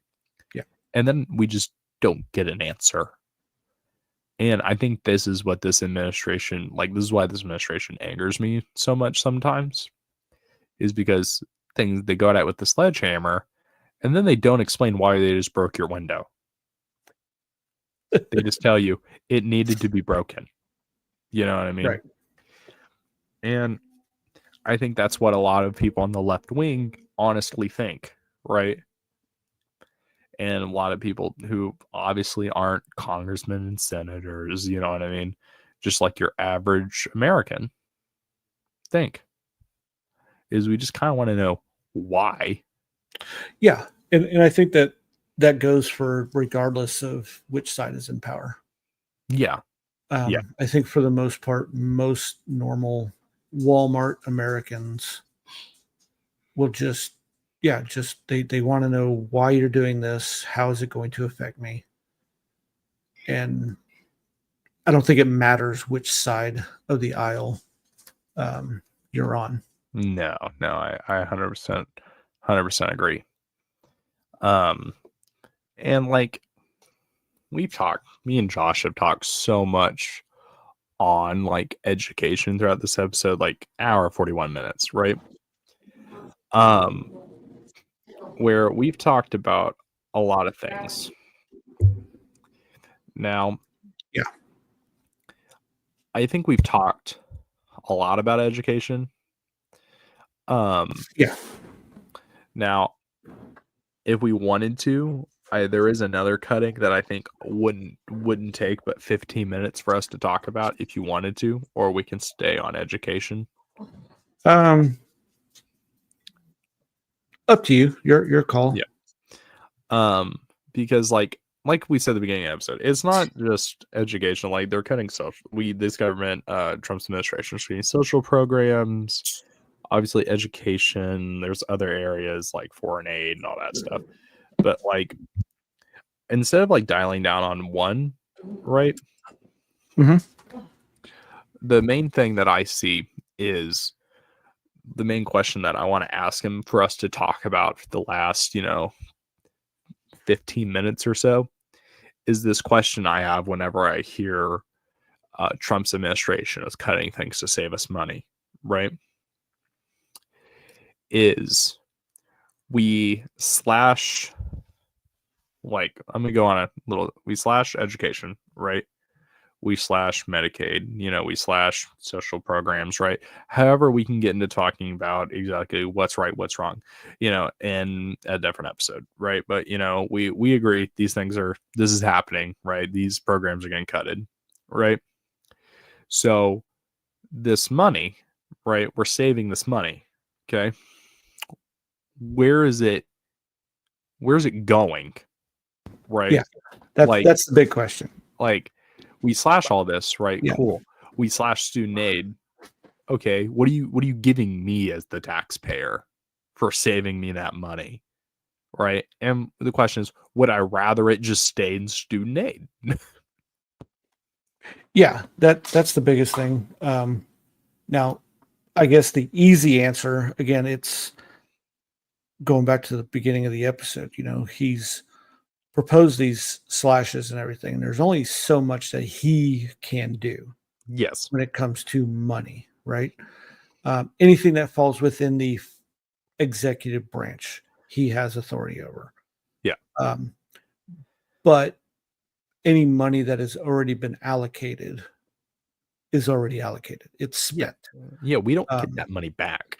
So it's basically, it's not money. When they say, okay, we are cutting this and it's going to save this much money. Mm-hmm. That's not money that is being saved right now. That is money that will be saved in a future budget proposal, theoretically, right? If we do another budget proposal, which obviously we will, but if those cuts will so even that's be where involved those in cuts that's where those cuts should theoretically come in. Yeah. Now, are they going to now the question then comes, okay, we took this money from education. Yeah. Okay, so does that mean we are going to keep tax rates the same, so we're still bringing in the same amount of revenue and we'll just spend that money somewhere else? Yeah. Or do we reduce the tax rate a little bit to save the constituents a little bit of money? Yeah. And that's up to Congress, how they want to do that. Yeah. And I mean, let's be real here. The answer is always you guys are going to pay the same amount of money. Right. Yeah. Right. And like, and that's where my overall question is like, okay, cool. Now you're not putting in student aid where kids are able to go to college, Mhm. right? And okay, what are you going to give us? Are you going to give us like better infrastructure? Like, are you going to push this down? Right. And Like, my answer, like, so if I was in that position, right? Okay. Of, okay, we have, I don't know what the budget for the Department of Education is. I know it's not much. It's one of the smallest departments in the federal government. yeah. But say it's, $10 billion, right? Okay. And again, I don't want to abolish the department, but I would like to see it reduced. So say we cut it to $1 billion, right? Just bare bones, just a smattering of people, just to ensure that the states are doing what they're supposed to be doing. So, So real quick, we have go ahead. Overall budgetary resources, Department of Education has 194.72 billion distributed among a few different things. Okay, Just for transparency. so almost 200. So almost $200 billion. Yeah. So whatever number is cut, right? Uh-huh. So what happens to that money? If I was in charge, where I would put that money is reallocating it back down to the state level. Okay. Right? Again, this is just my governmental mind where things should be done more at the state level than, because at the state level, whether you agree with what's going on at the state level or not, the state level government is better suited to the needs of the people of the state than the federal government is, because they're more closely related to it, right? So if $50 billion is cut from the Department of Education, right? Take that $50 billion and each state gets $1 billion. Okay. And it is up to the state's government and the superintendents of that state to decide where that money goes to better provide for the needs of that state. Okay. Yeah. Okay. I can That's see the that. way I see how these cut. That's how I would do these cuts. All of these cuts that are being made. Yeah.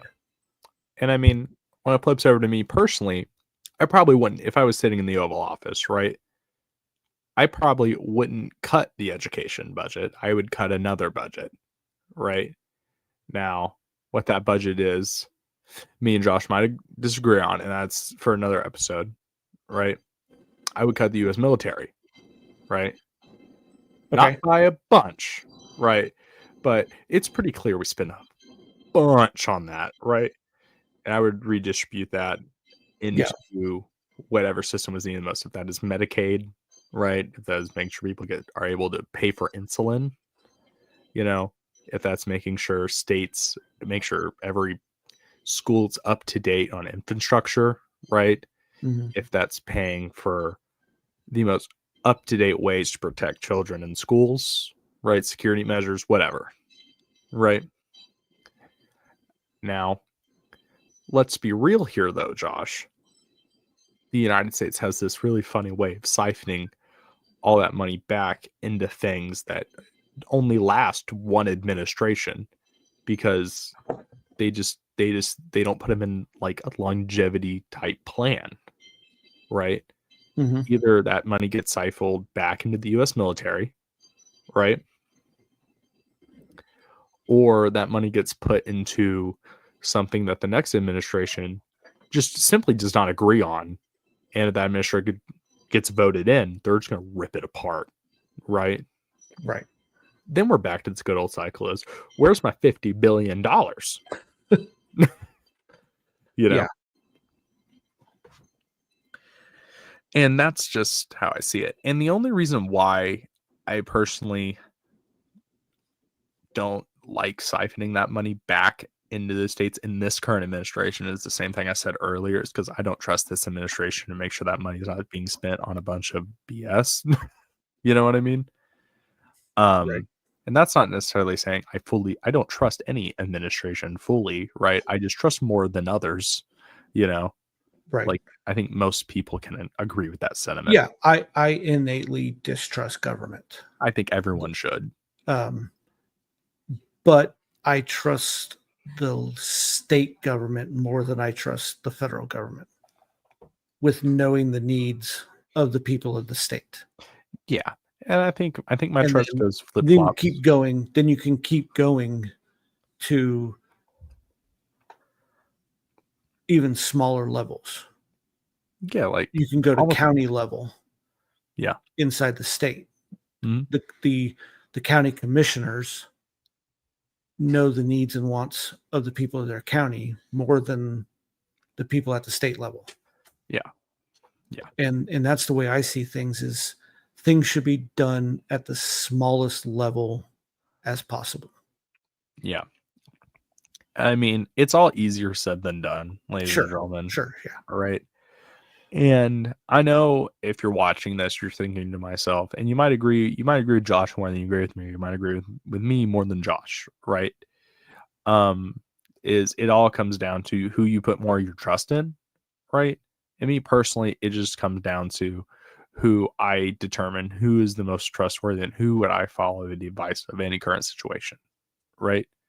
Like when it comes to U.S. military plans, I don't care what Kevin Stitt says at all. Like No. very little, you know what I mean? Right. But then I also don't trust Trump saying Oklahoma needs this. He doesn't live here. Right. You know He what I doesn't know he doesn't know much about the Exactly. needs and wants of Oklahoma. Exactly. Now, he might be able to say with better accuracy New York or Florida because he's lived in both of those places. Yeah. But Oklahoma, no. Yeah. I mean, even living there, he lives in a palace. You know what I mean? Like he's not living in the suburbs. He lives on a No, I golf mean course. he is like, definitely not just a normal working man. yeah, by any means. But like and I'm just gonna say this because I feel like it's just become a theme between every couple episodes.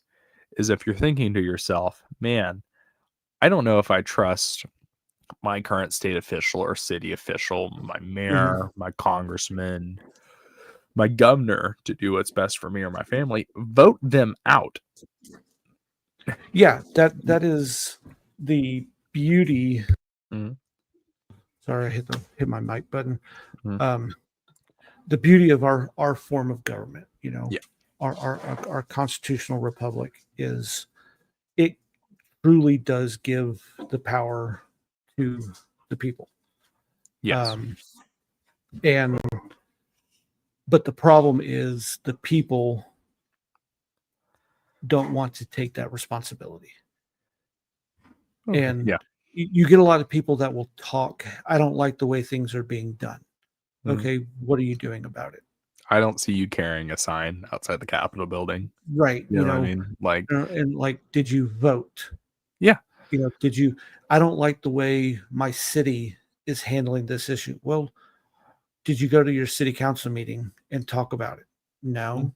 Well, then you're part of the problem, right? Yeah. Did you blindly fill in your Like, ballot? yeah, I mean, I've never been to a city council meeting, so I mean, I'm guilty of this as well. Yeah. But each and every one of us has a responsibility in this government, Mhm. and voting has consequences. Thank you for saying that. You know, Yeah. regardless of if you see it as something good happening, Mhm. there are good consequences, right? Yeah. And that's I think the greatest thing about our form of government Yeah. is that all sides can have their voices heard. Yeah. And I mean, like, even through any sort of means to try to silence a voter's voice, if that's through gerrymandering districts or anything like that, people still get their voices heard, like what's going on in Texas, right? Right. People are making their voices heard for their own constituents because their constituents want them to voice their concerns, right? Mhm. On both sides. Yep. Yep. And I know we started, and this entire episode has been strictly about the educational system, right? Because I underestimated how much stuff there was to go into. Yeah, I didn't think you'd go. I thought 30, 45 minutes at the most. Yeah, it hit 45, and I was like, oh, me and Josh are not even on Yeah, state so we're level education yet. we're cooking. So. Yeah. But no, like, that's what I like about our conversations. oh, Is yeah, we spare no detail. Yeah, they're very in depth, pretty knowledgeable. I mean, even if we're not super knowledgeable about it, we can discuss things with a critical mind. Yeah. Yeah. But like, to tie it all back together, to tie back everything we talked about the education system, right? The cuts that are going on, there's no exact clear answer to why. Right.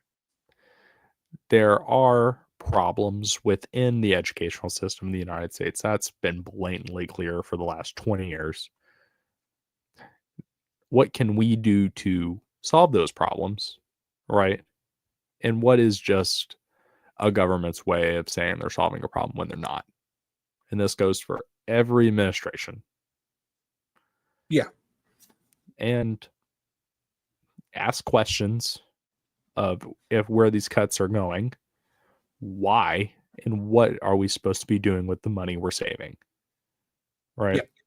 Ask for answers, because if you don't get involved, then our form of government slips when we the people stop getting involved in the conversation. Right. And that's when government becomes tyrannical. Yeah. Whether it be extreme right or extreme left, they're both opposite sides of the same coin. Yeah. And I don't think there's anybody outside of government that wants that. Yeah. And the only way we keep that from happening is for normal people like us to keep talking. Yeah. Yep. That is strictly the only way. And we had the conversation about the U.S. Constitution earlier about how it's a living document. It's very liquid. Yep. The reason why it's very liquid is because things change over time. Yes. And we need to be able to, adapt to those changes or make changes to make sure things don't happen. Yes. It is a very adaptable document. Mm-hmm. But at the same time, it is a document that is hard to change. Correct. And that is just a safeguard, in my opinion, to keep things from getting too out of hand, right? Mm-hmm. It keeps one side or the other from enacting things to become too tyrannical. Yep. But allows for change to happen. Yep.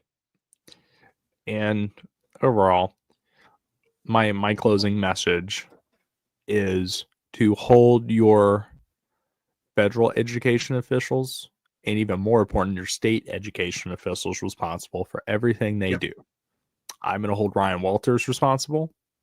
You hold your people responsible, and we'll all do our part. Yep. And that's what I have to say. Hey, I don't have anything to add to that.